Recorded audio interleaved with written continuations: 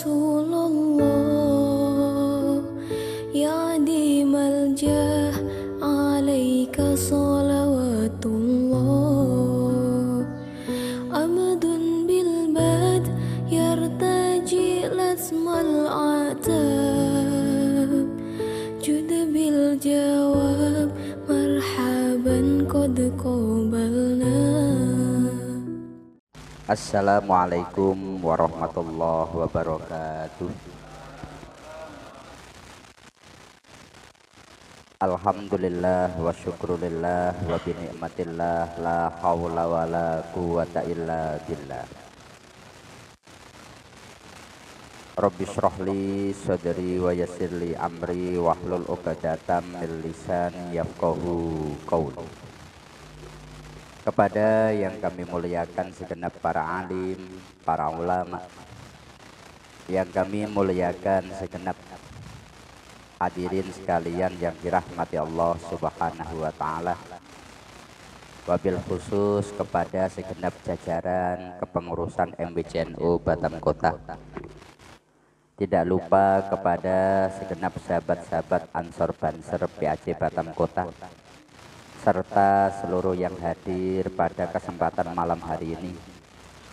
Wabil khusus kepada para jumblu-jumblu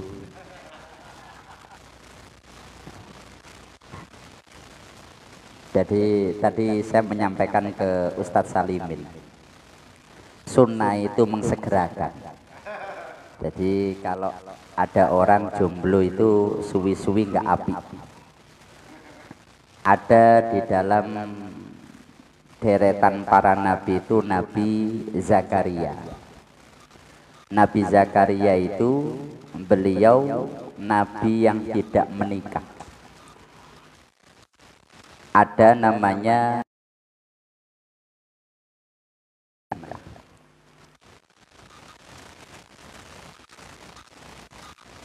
Imam Zakaria Al-Ansori, beliau tidak menikah. Tetapi di dalam syariat Islam itu memang sunai nikah. Karena kalau ada jomblo nggak nikah, wedine kok ning omah depresi. Meneng wae, apalagi wis pilpres kalah, jodoh nggak ketemu lah ini kan. Kuwatir engko sing ora-ora. Makanya wis ibadahe ngaji nggih, ibadahe ngaji. Monggo kita mulai majelis kita dengan bersama-sama membaca surat Al-Fatihah. Semoga dengan membaca Fatihah bersama-sama kita semua oleh Allah senantiasa diberi kesehatan. Semoga hajat-hajat kita semuanya oleh Allah dikabulkan. Semoga pembangunan MWCNU ini oleh Allah diberi kemudahan dan disegerakan. Amin ya rabbal alamin. Al-Fatihah. A'udzu billahi minasyaitonir rajim. Bismillahirrahmanirrahim. Alhamdulillahi rabbil alamin. Ar-Rahmanir-Rahim. Maliki yaumiddin. Iyyaka na'budu wa iyyaka nasta'in. Ihdinas siratal mustaqim. Siratal ladzina an'amta 'alaihim ghairil maghdubi 'alaihim waladdallin. Amin. Bismillahirrahmanirrahim.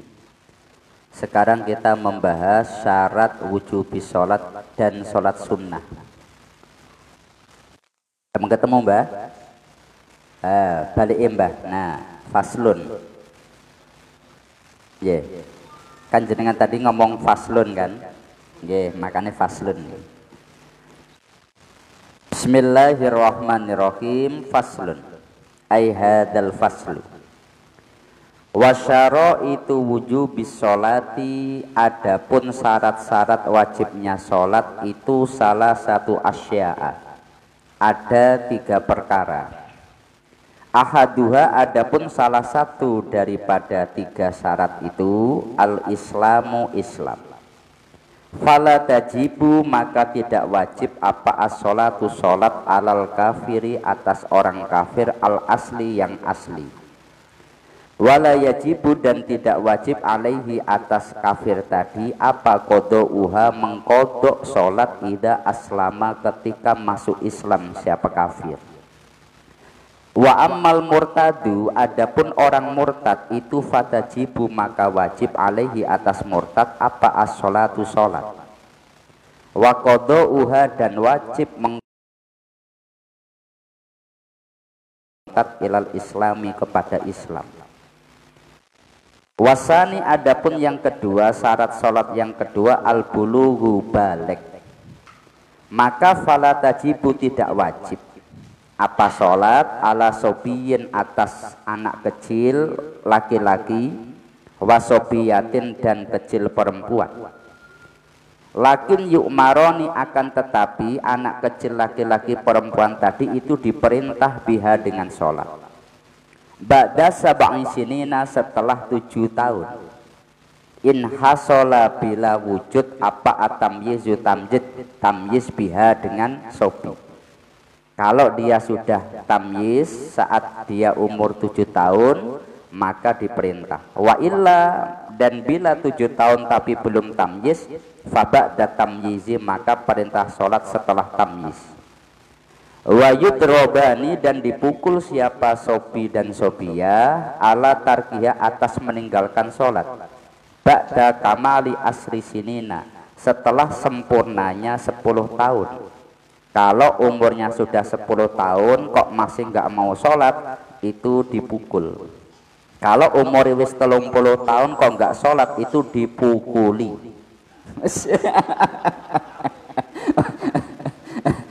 Iya kan? Terus wasalisu adapun yang ketiga al aklu punya akal sempurna. Fala tajibu maka tidak wajib apa sholat alal majnuni ala majnuni atas orang yang majnun orang yang gila. Wa qauluhu adapun ucapan al aklu wa huwa adapun al aklu itu hadud taklifi batasan taklif. Adapun ungkapan ini itu sakitun gugur fi ba'din nuskhil matni di dalam sebagian redaksi kitab matan. Kita akan membahas syarat sholat. Jadi niki penting sekali karena berkaitan dengan syarat wajibnya sholat. Orang yang diwajibkan sholat itu siapa sebetulnya? Yang namanya sholat itu kan wajib. Tapi setiap kewajiban itu pasti ada pelakunya. Lalu dalam hal ini yang diwajibkan ini siapa? Untuk mendapatkan kewajiban sholat ini ada syarat-syarat yang harus terpenuhi. Yang pertama itu Islam. Sholat itu wajib, tapi wajib ini dibebankan kepada orang Islam. Hingga seandainya ada orang kafir asli, maksudnya jadi kafir itu ada 2. Jadi kafir ada 2. Satu disebut kafir asli. Yang kedua disebut murtad. Jelas ya? Murtad. Untuk kafir asli dia ketika masuk Islam enggak disuruh mengulang sholatnya.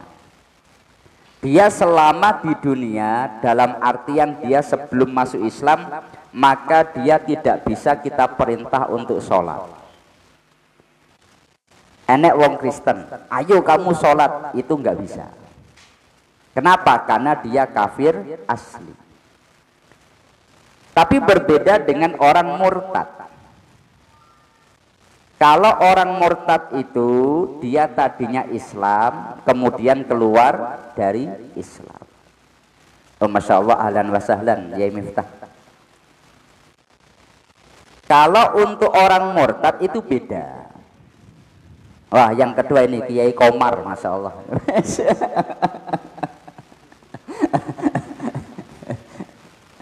Yang kedua murtad. Kalau murtad ini nanti di kita di madhab Syafi'i ada pembahasan khusus terkait dengan ini. Insya Allah saya jelaskan rada panjang. Jadi ngeten, di Al-Quran itu Allah berfirman, orang-orang yang ada di surga itu nanti bertanya kepada penghuni neraka Sakor, masalakakum fi Sakor, kenapa kamu kok masuk neraka Sakor gitu.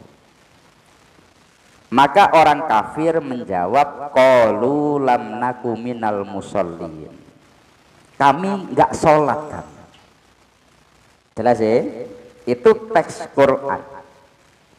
Orang kafir saat ditanya penghuni surga, mereka menjawab alasan masuk neraka karena tidak sholat. Maka berdasarkan ayat ini, ulama itu yakin selama di akhirat, pada dasarnya semua orang itu terkena kewajiban hukum syariat.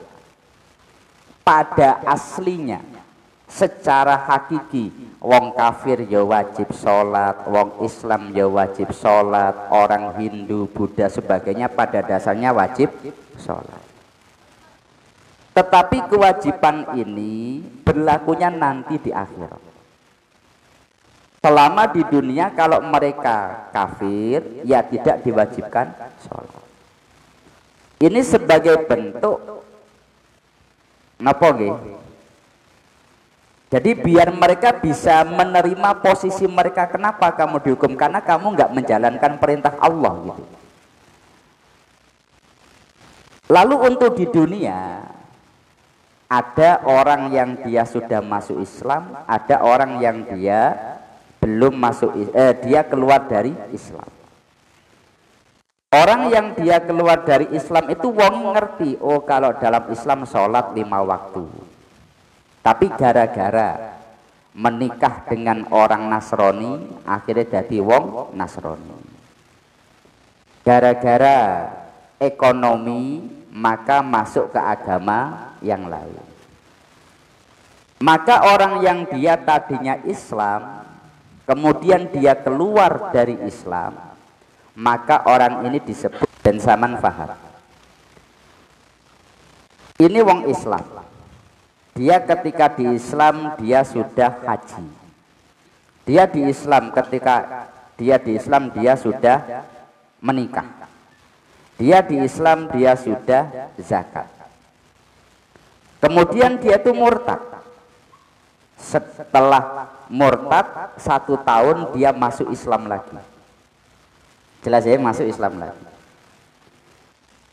Maka di madhab Syafi'i, contohnya kitab Fathul Qorib niki, untuk murtad bila dia masuk Islam wajib mengkodok.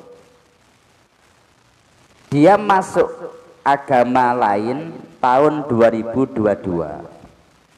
2023 masuk Islam kembali. Berarti ada 1 tahun di mana dia jadi murtad. Dalam 1 tahun ini wajib dikodok. Kenapa? Karena pada dasarnya kewajiban ini tetap berjalan, nggak akan pernah hilang. Jelas apa betul ini? Saya ulangi. Untuk seorang murtad itu nanti hukumnya ngeten, dia masuk Islam. Kemudian dia tahun 2022, contohnya 2022 dia kafir. 2023 dia masuk Islam lagi. Maka di kitab Fathul Qorib kan disebutkan wa ammal murtadu fatajibu alaihi as-sholatu. Orang murtad ya tetap wajib sholat dan dia wajib mengkodok sholat yang ditinggalkan ketika dia kembali masuk Islam. Maka dalam hal ini dia murtad 2022, 2023 masuk Islam. Di saat dia masuk Islam ini dia punya kewajiban mengkodok sholat selama dia menjadi seorang murtad. Jelas ya? Lalu nanti statusnya akan kembali. Contoh nih, dia ketika masih Islam dia sudah haji, ya, sudah haji.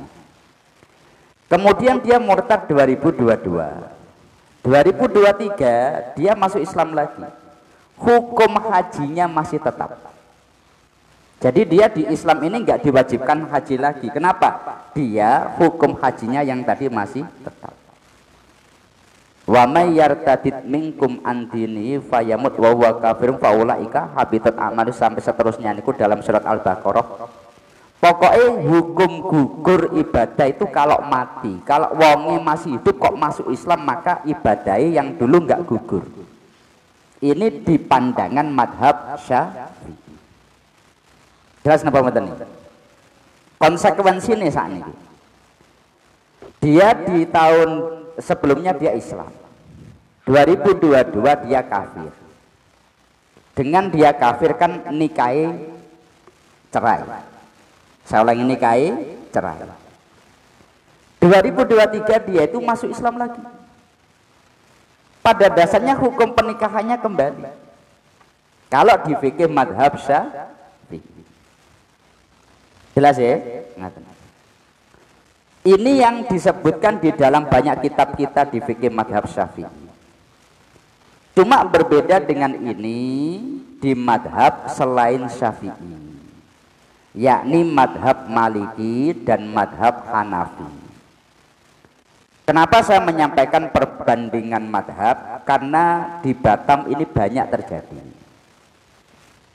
Kalau di madhab Hanafi dan Maliki orang Islam, kemudian dia jadi murtad. Dengan dia murtad semua amalnya ini gugur. Hajine, nikahi, zakati semua gugur. Kemudian dia 2023 dia masuk Islam lagi. Maka dengan dia masuk Islam lagi dia dihitung 0. Jelasnya dihitung 0. Hingga ketika dihitung 0 konsekuensi ini tidak ada kewajiban mengkodok 1 tahun ini. Karena dihitung 0. Dengan dia masuk Islam maka hukumnya podo kambik kafir asli. Jelas ya? Tapi konsekuensi ini dia sebelumnya haji, murtad, masuk Islam lagi. Saat dia masuk Islam lagi, dia sekarang wajib haji karena hajinya yang kemarin gugur. Dia tadinya menikah, murtad, masuk Islam lagi. Masuk Islam lagi, kalau dengan istrinya wajib untuk nikah kembali. Kenapa? Pernikahan yang sebelumnya gugur. Jelas ya? Nah ini sekarang kita kembangkan dalam kasus wong niku murtad kadang nggak 1 tahun, kadang sampai 15 tahun nih. Dia umur 20 murtad karena menikah. Umur 45 dia pingin masuk Islam lagi. Ada waktu 25 tahun dia berstatus murtad. Kalau di fikih madhab Syafi'i berarti wajib mengkodok sholat selama 25 tahun. Jelas ya? Tetapi keuntungan di madhab Syafi'i status ibadah yang dulu itu kembali melekat. Cuma kalau di madhab Hanafi, di madhab Maliki dengan dia masuk Islam, ini maka dia dihukumi kafir asli. Tidak ada kewajiban mengkodok sholat sebelumnya. Ada orang yang dia murtad, yang pertama saya tanya, sampean kalau masuk Islam lagi siap mengkodok sholat apa enggak? Kalau dia mikir-mikir, udah ngikut Maliki. Loh karena umpamanya sudah 25 tahun disuruh mengkodok sholat, masuk Islam lagi saja itu kan hal yang berat bagi dia. Apalagi sampai disuruh mengkodok. Tapi ada juga yang siap Pak Ustaz. Ya sudah, diterapkanlah fikih madhab Syafi'i. Jelas napa mboten niki? Maka dalam hal ini sebuah fikih di antar madhab itu ada plus minusnya. Nggak boleh konsekuensi dari madhab Syafi'i wajib untuk mengkodok, tapi status ibadah yang dulu kembali melekat, nggak gugur. Jelas ya? Tapi kalau di fikih selain Syafi'i, madhab Maliki, madhab Hanafi dihukumi podo kambik kafir asli hingga tidak ada kewajiban kodok. Jelas napa mboten niki? Di Batam ini banyak, terutama gara-gara faktor menikah. Cantol kemarin itu ada 2 orang, ya 2 orang podo. Kemudian waktu datang itu KTP-nya yang satu, mohon maaf, yang satu niku Buddha, yang satu niku Nasrani. Terus saya tanya, ini mau masuk Islam lagi, Bu? Ya, tapi saya mulai dulu saya sholat, Pak Ustadz. Mulai dulu saya sholat ini. Lah terus ceritanya kok KTP-nya agamanya nggak Islam gimana? Ya karena menikah, mengurus surat, kemudian dipindah, ya otomatis masuk mereka. Meskipun dia akhirnya, oh saya sempentingkan syahadat, ya iso wae ngono sama. Tapi kalau kembali dalam hal ini Islam kan ya kudu harus ada administrasi, ada sertifikat sebagainya. Lah kebanyakan kasus itu gara-gara menikah. Maka nih, ini bagi para jomblo-jomblo, tolong selamatkanlah mereka itu.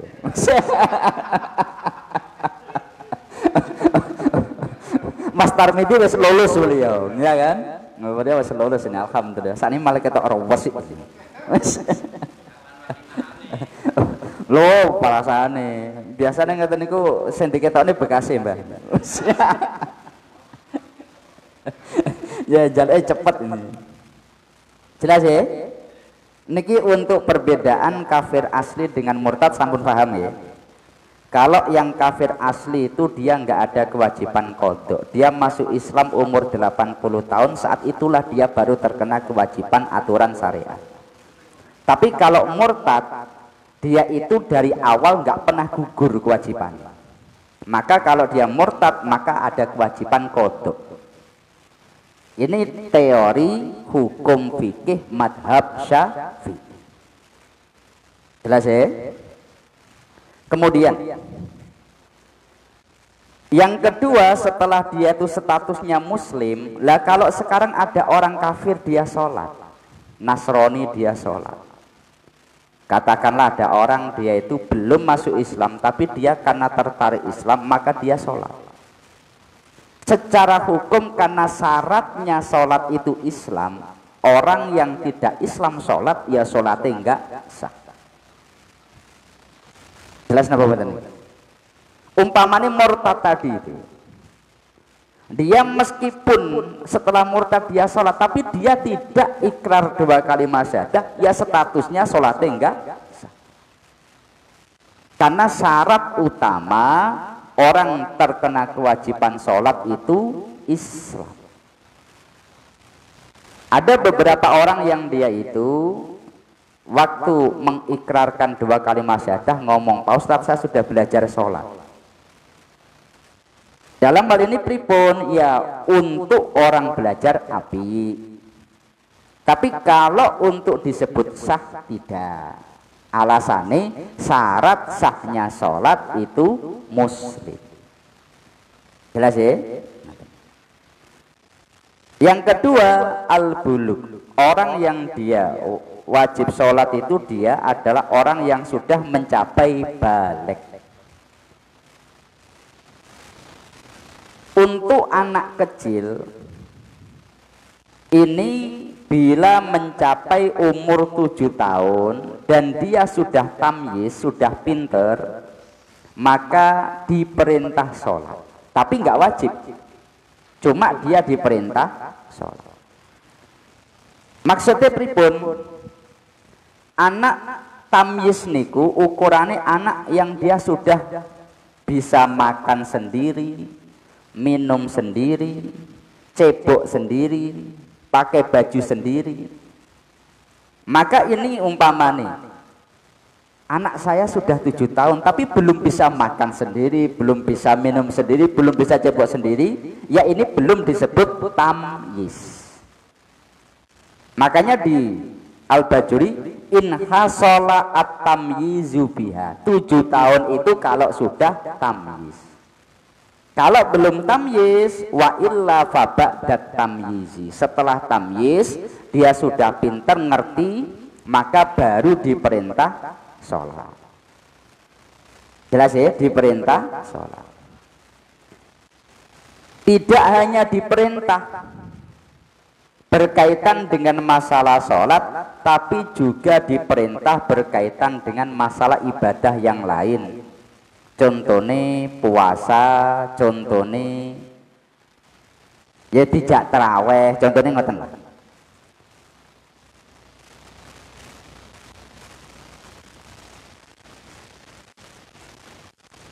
Anak yang umur 7 tahun dan dia sudah mencapai balik, maka diperintahkan sholat. Wa yudrobani ala tarkiha ba'da kamali isrina. Dan kalau sudah mencapai 10 tahun kok dia nggak sholat, maka dipukul. Jelas ya, dipukul. Dalam hal ini maka ngeten, anak umur 7 tahun itu kira-kira kan ini kan kayak si bocah lah ya, si bocah. Lalu ketika anak itu sudah balik, kira-kira umur balik itu umur pinten? Pinten Mbak? Kalau perempuan, nggih. Kalau laki-laki 15 masane sampean biyen 15 Mbak. Lah masa sakniki kadang enek arek balik kepeksa kan. Durung wayahe tapi dadi balik kan. Katakanlah umur 13 14 ya. Karena ngeten, ngapunten. Di tempat kula kan sing ngaji kan ada cilik-cilik. Ada cilik-cilik itu nganu, itu sudah banyak yang haid. Saling sudah banyak yang haid. Padahal kalau secara umur itu masih anak-anak. Secara perilaku ya jenenge anak-anak. Apalagi pikiran ya sik kaya anak-anak. Tapi wis haid. Berarti ini nggak bisa dibiarkan. Durung sampai 10 tahun wis haid loh. Saya ulangi lagi. Wajib itu kapan? Ketika balik. Balik itu untuk laki-laki atau perempuan bila belum pernah haid atau mimpi basah 15 tahun. Kalau dia belum pernah haid, belum pernah mimpi basah 15 tahun dihukumi balik. Jelas ya? Tapi kalau sebelum 15 tahun kok wis mimpi basah umur 13 tahun, ya itu berarti wis balik. Belum 15 tahun kok dia sudah haid, maka ya wis balik. Maka kadang perintah sebelum 10 tahun itu tidak hanya sekedar anak ini nggak diwajibkan, itu memang bagian daripada kewajiban anak. Kenapa? Anaknya sudah haid. Jelas ya? Jadi nggak bisa anaknya umur 9 tahun wis haid, wah si anak-anak, nggak bisa. Kenapa? Statusnya wis haid. Jelas ya? Maka kudu hati-hati, sen duwe anak cewek ya hati-hati. Tapi kalau dia belum pernah haid, dia belum pernah mimpi basah, kalau mencapai umur 10 tahun kok nggak sholat, dipukul. Jelas ya? Dipukul. Cuma memukulnya itu tidak boleh sampai, kalau sebagian pendapat itu la yatajawazu ad-daribu salasan, nggak boleh memukul lebih dari 3. Tapi kalau menurut pendapat muktamad itu biqadril hajat, sesuai dengan kebutuhan. Lah anakin wakal itu kalau dipukul pisan kok enggak cukup, bahasane wong tua diseblaki, enggak hanya diseblak tapi diseblak, dipukuli. Itu beneran itu. Orang tua kita dulu niku mendidik kita menjadi orang soleh seperti ini tuh nggak gampang. Makanya kita untuk mendidik anak kita pun juga harus serius. Ojo pas gawene tok sing serius kan. Gawene serius tetapi kemudian barangnya kok mendidiknya nggak serius. Lah dalam hal ini wal mu'tamadu ayyakuna biqadril hajati.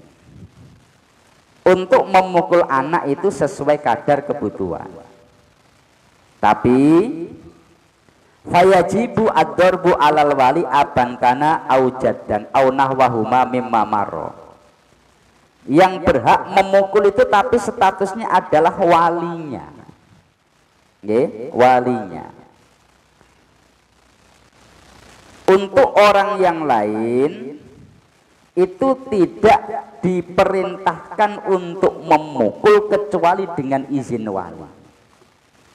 Saya ulangi nih, sampeyan ngajar anak, umpamanya sampeyan ngajar maksudnya didik, Anda mendidik anak, anaknya kemudian nakal, kok Anda pukul, itu kasus.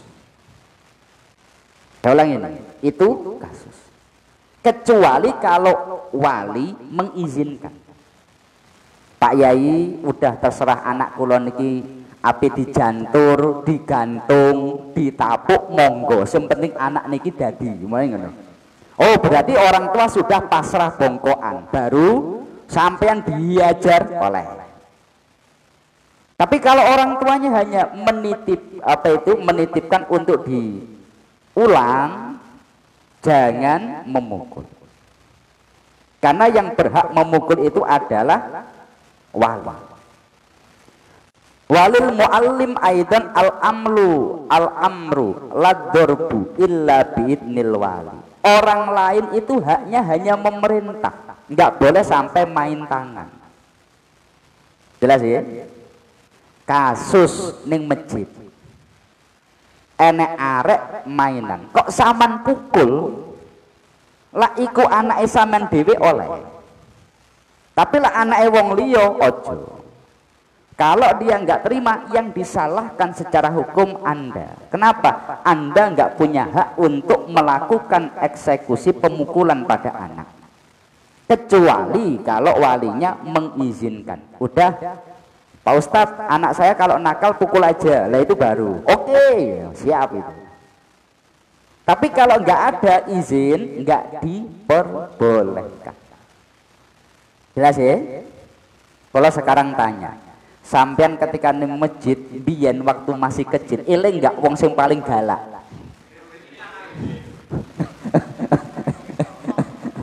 Tapi eling kan? Sampai saya kita tetap eling, us pokoknya Pak Iku. Ya seperti itulah nanti anak-anak sekarang yang ada di masjid itu. Kalau kadang kan wong nu kadang ya niate api. Arek rame-rame sampai dijewer kemudian dengan lah iso ojo. Nggih, ojo. Karena secara hukum nggak oleh. Kecuali kalau orang tua memberi izin.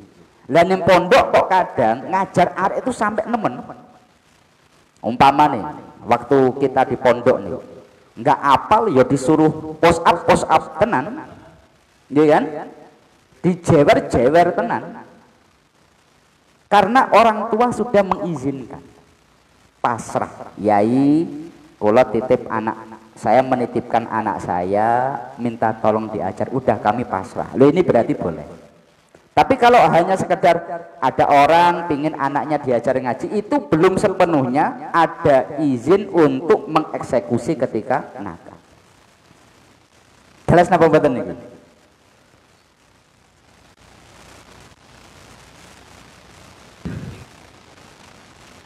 Lah nggih, lah terus sakniki ngeten ku sing salah sapa? Karena kalau dulu orang tua kita dulu diajarkan, karena orang tua kita tuh ngerti biasane wong tua menitipkan pasrah ning guru. Lah saiki enggak, rata-rata orang tua itu tidak ada mohon maaf ya, bahasane niku koyok pasrah. Wong kadang arek ngaji ning omah niku ya lewat HP kok. Boleh ngaji, boleh ya. Anak tiba-tiba datang, oh yang kemarin, ya sudah lah ini. Lah terus ini mau kita samakan, waktu aku mbiyen nang pondok diajar, mbiyen orang tua kita sudah pasrah bongkokan. Jelas napa mboten? Makanya untuk seperti udah, jangan main tangan. Jelas ya? Ini biar kita tidak salah persepsi. Anak zaman saiki ini bukan anak, aturan hukumnya dari awal memang begitu. Lah cuma wong tua kita dulu ngerti, sekarang kadang wong orang ngerti. Maka biasanya orang tua kita itu kalau mau memasukkan anak di lembaga pendidikan, wong tua ini teko pasrah kepada yayan. Makanya ya ini sampai saya tuh pernah anak lari niku karena gak iso ngaji, suwi dia gak iso ngaji, mangap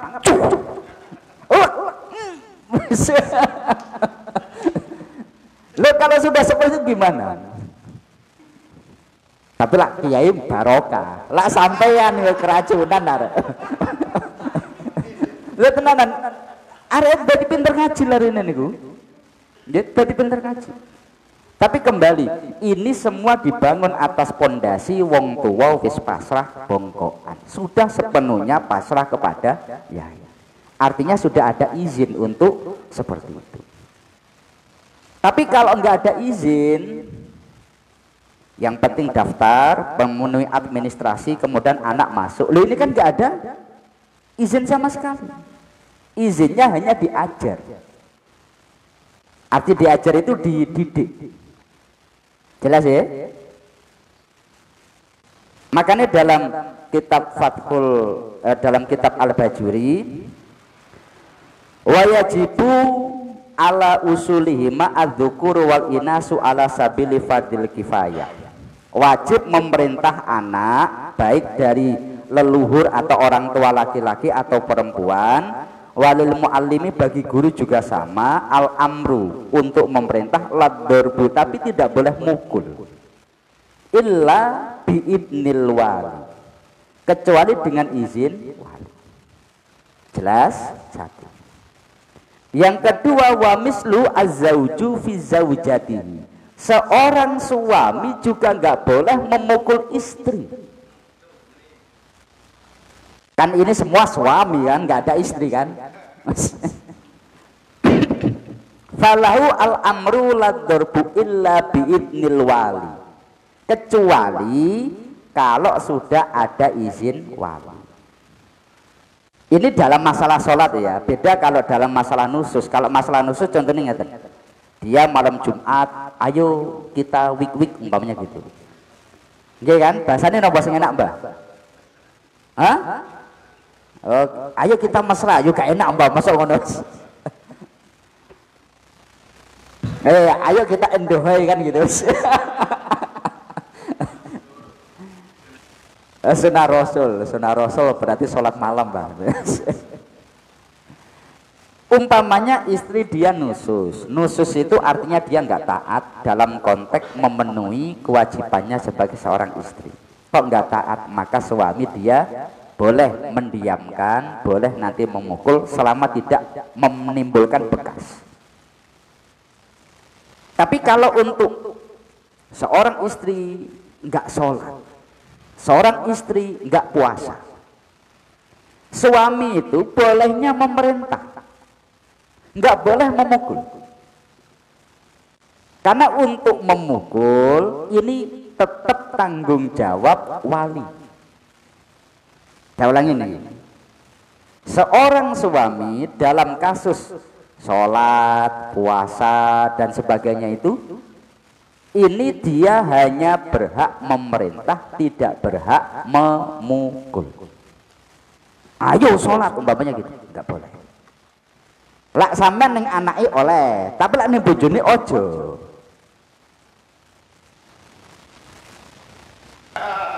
Sing dituku niku napa nih, Mbak? Iya. Sing dituku niku kan bodoke lah bahasa kitab kan ngoten. Tapi kalau untuk masalah dia kewajibannya sholat, untuk memukul dalam konteks sholat itu tetap hak wali. Jelas ya? Makanya kalau dia nggak taat umpamanya, waktu malam Jumat, ayo indahoy, moh. Malam Sabtu, ayo indahoy, moh itu. Malam Minggu terus ini, suami kan lama-lama pusing kan? Ya, bagus. Lah ini kemudian dia itu akhirnya terkena hukum nusus. Nusus itu artinya dia nggak taat dalam konteks seorang istri memenuhi hajat suami. Maka suami nanti berhak, udah kalau gitu kamu nggak dapat nafkah. Satu. Yang kedua, suami berhak untuk hajru, diam. Meneng selama beberapa hari, 3 hari maksimal. Kok nggak beres, udah pisah ranjang. Ayo aku turun ini koncoku lah. Kok masih nggak mau taat? Lah ini baru boleh dipukul, tapi selama memukulnya tidak sampai menimbulkan bekas.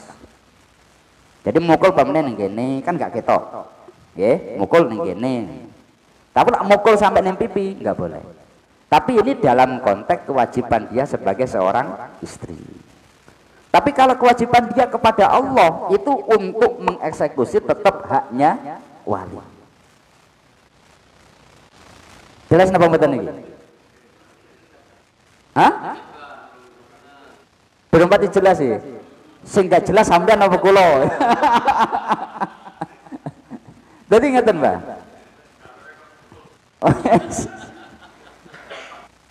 Jadi kan ngeten, wonten kewajiban dia berkaitan dengan Allah. Contohnya sholat, zakat, puasa. Wonten kewajiban dia sebagai seorang istri kepada suami. Ketika istri dia tidak taat kepada suami dalam hal ini kebutuhan sebagai suami, artinya contoh nih, ya terutama niku waktu diajak nganu nggak mau. Maka dalam bahasa fikih perempuan ini namanya nusus. Orang yang nusus maka tindakan suami itu 3. 1, dia boleh diam 3 hari, dia boleh tidur berpisah, pisah ranjang, dia boleh untuk memukul. 3 tindakannya. Selama nusus, suami tidak wajib menafkahi. Jelas ya? Memukulnya suami kepada istri itu hanya dalam konteks kewajiban dia kepada suami. Tapi kalau istri itu umpamanya dia nggak sholat, yang berhak memukul bukan suami tapi wali. Jelas ya? Makanya dilanjutkan wa mislu az-zauju fi zaujatihi falau al-amru la dorbu illa biidnil wali. Kecuali kalau walinya mengizinkan. Contoh nih, wes Mas Tarmizi, iki pokoknya anakku mbok nikahi, wis terserah awakmu mbok kapak-kapaki umpamane ngono. Lah baru boleh.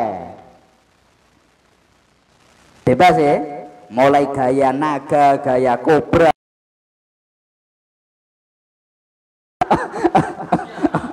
Siap kan gitu kan. Kayak injak-injak bumi ya kan. Jelas napa mboten niki? Artinya ngeten, di syariat itu ini adalah satu isu yang seringkali di luar Islam dibuat menyudutkan Islam. Islam itu agama yang sangat napa nggih? Diskriminatif. Kepada seorang istri boleh dipukuli, kepada anak boleh dipukul. Kasusnya itu enggak semutlak, yang penting enggak sholat dipukul sapa wae, aruh iki anake sapa iki umpamane, iki anake Pak Zaid ini, kok enggak sholat dipukul sapa wae ngaruh, enggak oleh begitu. Yang berhak mukul itu wali. Pun sama dalam kasus dalam hal ini sholat, kok suami tiba-tiba mukul, tanpa ada izin wali maka enggak boleh. Maka wali ini boleh menuntut, loh anakku tak nikahnya dengan kamu itu biar baik kok malah jadi remuk kok yang ini. Maka wali boleh menuntut. Jelas ya?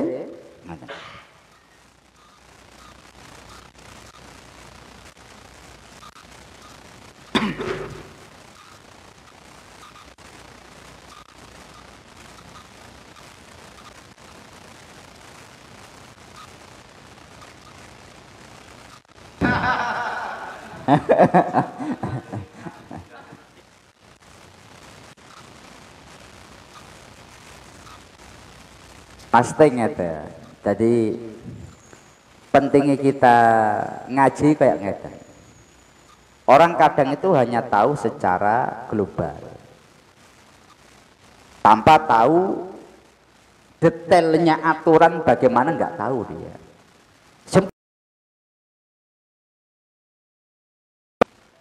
Karena dia taunya global.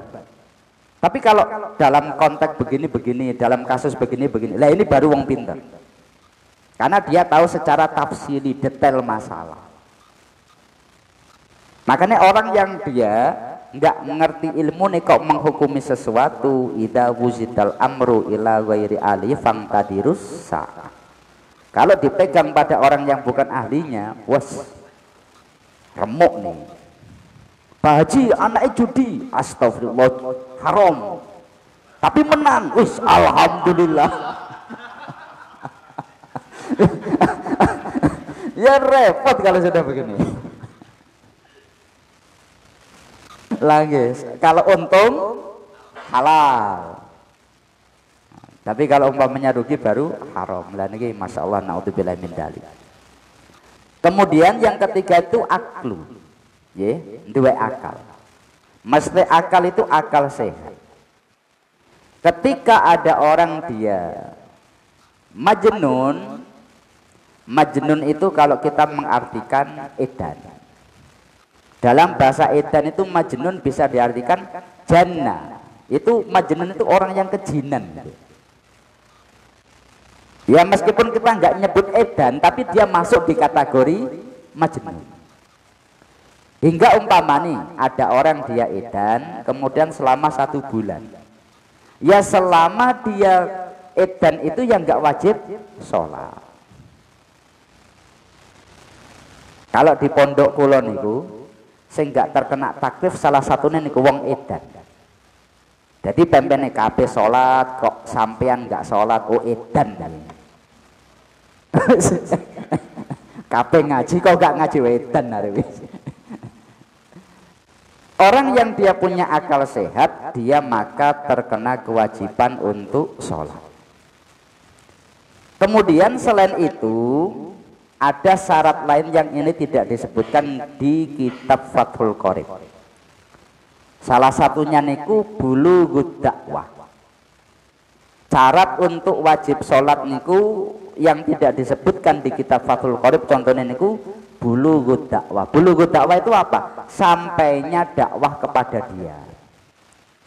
Umpama nih, ada orang dia itu tinggalnya di tempat paling pelosok di muka bumi.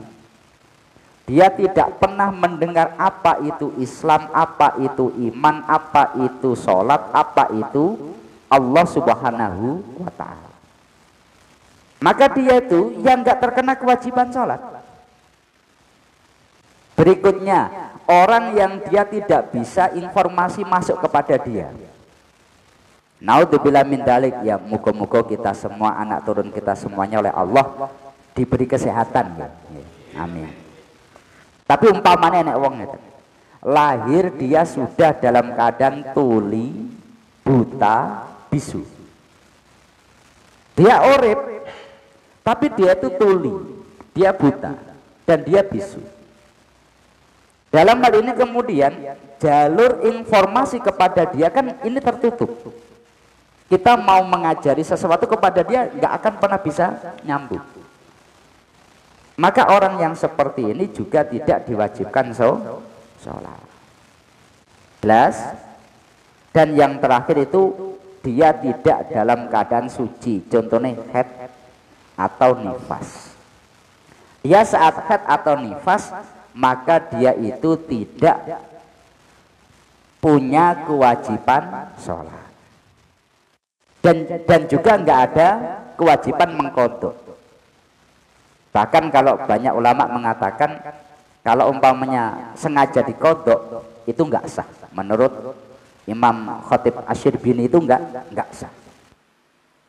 Makanya niki menjadi syarat sholat yang kita bahas. Satu, syarat sholat itu Islam. Maka orang kafir asli nggak wajib. Tapi untuk kafir murtad tetap wajib. Hingga bila dia masuk Islam lagi wajib mengqadha. Yang kedua, dia balik atau dia itu wis mencapai umur tamyiz. Kalau dia belum balik ya nggak wajib, tapi kalau dia sudah tamyiz apalagi sudah balik maka wajib sholat. Yang ketiga niku duwe akal sempurna. Kok dia edan ya wong edan polahe sekarepe lah monggo. Tapi kalau dia kemudian sehat maka wajib sholat. Jelas ya? Nah ini pembahasan kita pada malam hari ini. Monggo mungkin selanjutnya ada yang mau ditanyakan.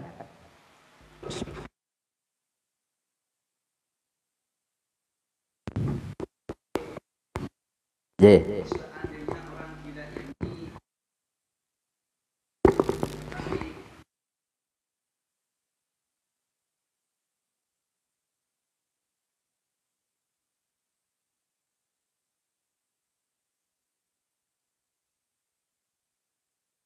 Gila karena obat-obatan.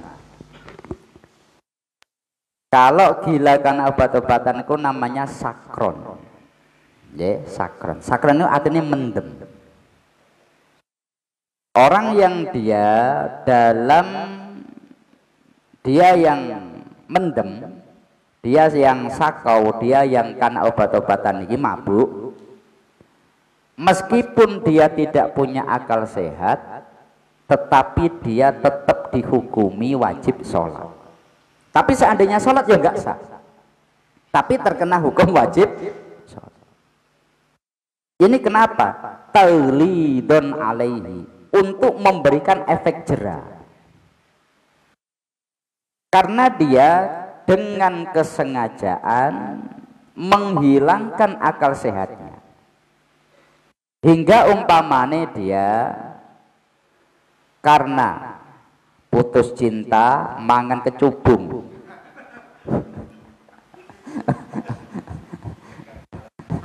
Mangan kecubung itu edan 3 hari. Iya kan? Hah?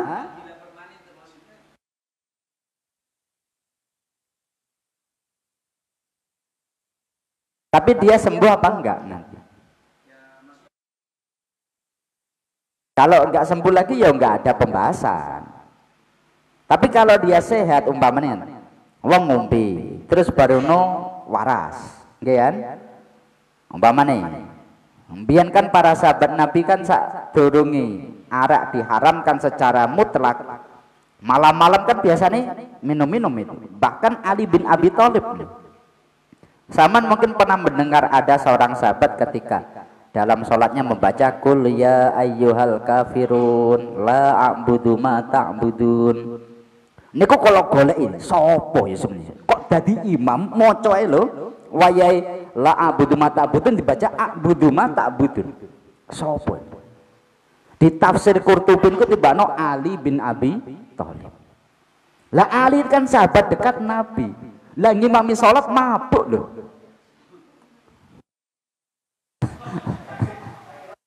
Artinya dulu mabuk itu betul-betul menjadi bagian kebiasaan.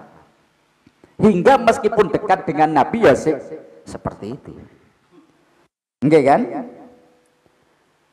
Tetapi kemudian mereka ketika malam mabuk, subuh wis waras. Maka mereka mabuk tapi enggak meninggalkan sholat. Karena mabuk barisa umpamanya ngono. Bar ngaji, naudzubillah min dzalik. Awas kalau sampai begitu.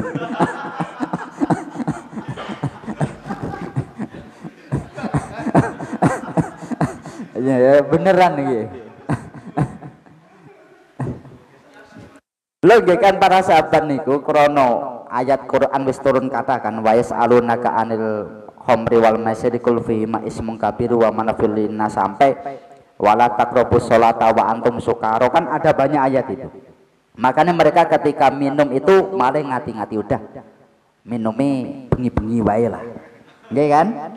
Subuh ben waras. Bengi-bengi berarti kan ya sebar ngaji ya. Lah niku kemudian subuh waras. Jadi para sahabat itu mereka meskipun melakukan, tapi ini dulu nggih. Dan ini nggak boleh dicontoh. Kenapa? Quran ayat yang terakhir berkaitan arak kan innamal khamru wal maisiru wal angsabu wal azlamu rijsun min amali syaitan. Wes saiki nggak boleh. Tapi sebelum ayat ini turun, banyak sahabat itu minum-minum. Nah dalam konteks itu mereka minum tapi tetap sholat. Sampai meskipun mabuk dikongkon ngimami sholat, itu kan hebat tuh.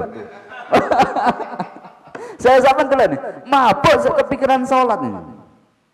Allahu Akbar. Qul ya ayyuhal. Ngaten kan?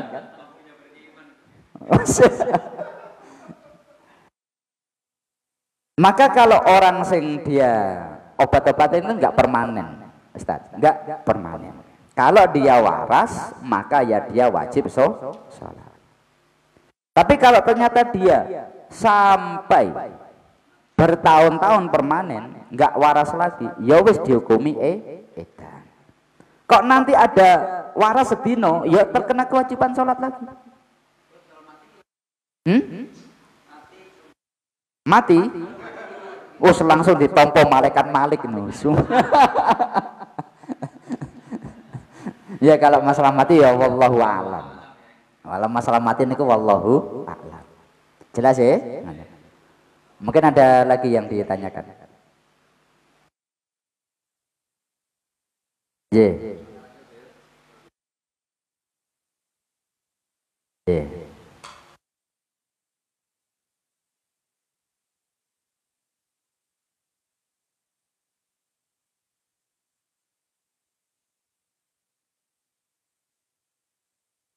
Dalam masalah sholat, ya.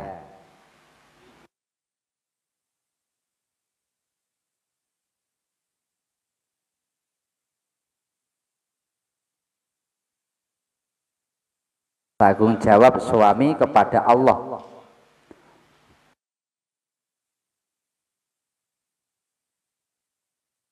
Berdosa apa mboten niki?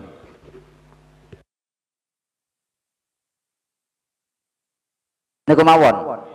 Enggak pengin malih.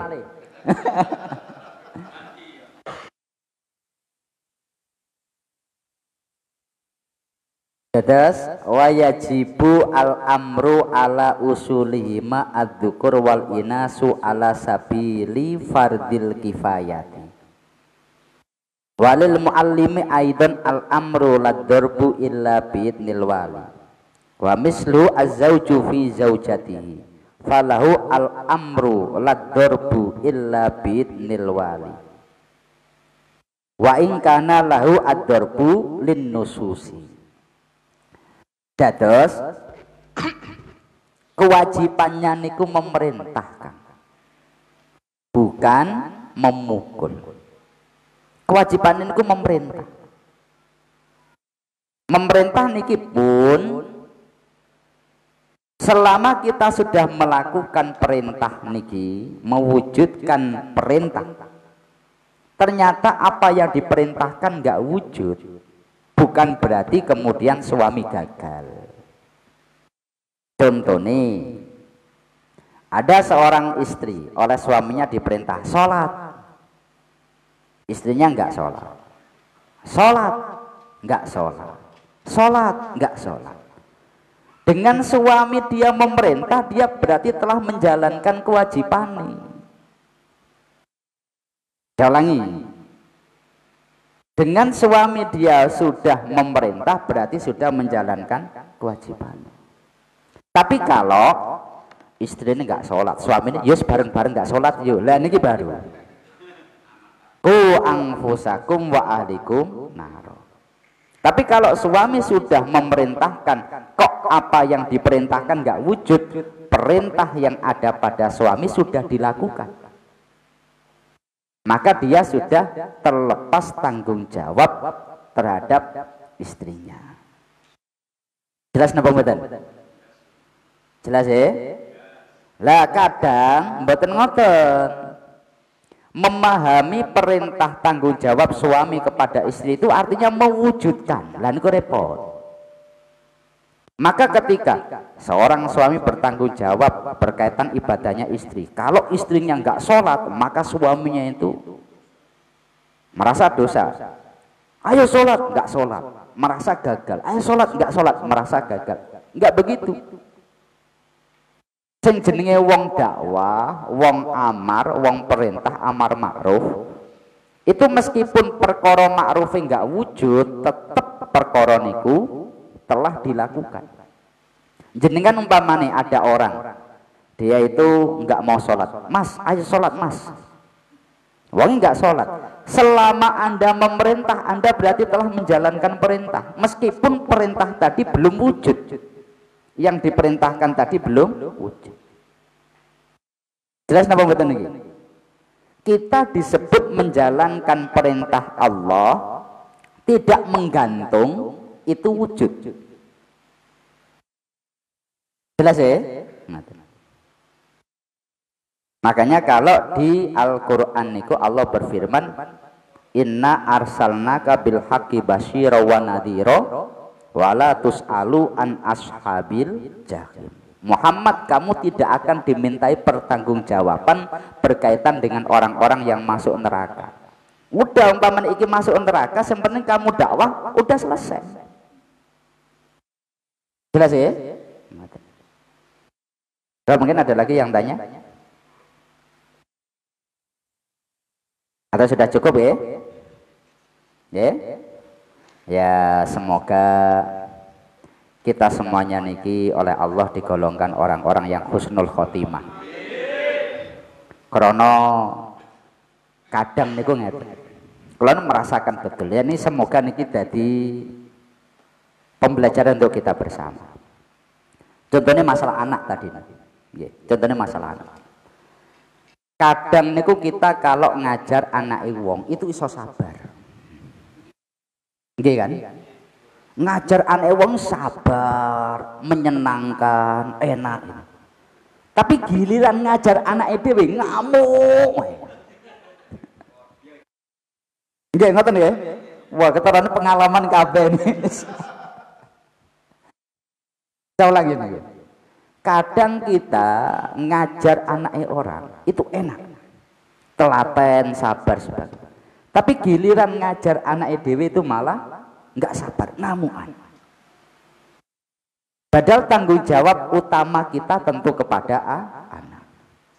Makanya saya sendiri untuk saat ini, sampai saat ini saya tetap belajar. Saya belum berstatus bisa, kita semua pun semuanya statusnya belajar. Karena kita semua hakikatnya oleh Allah ketika diberi keluarga, tanggung jawab utama kita niku. Masalah orang lain itu sifatnya membantu sampean.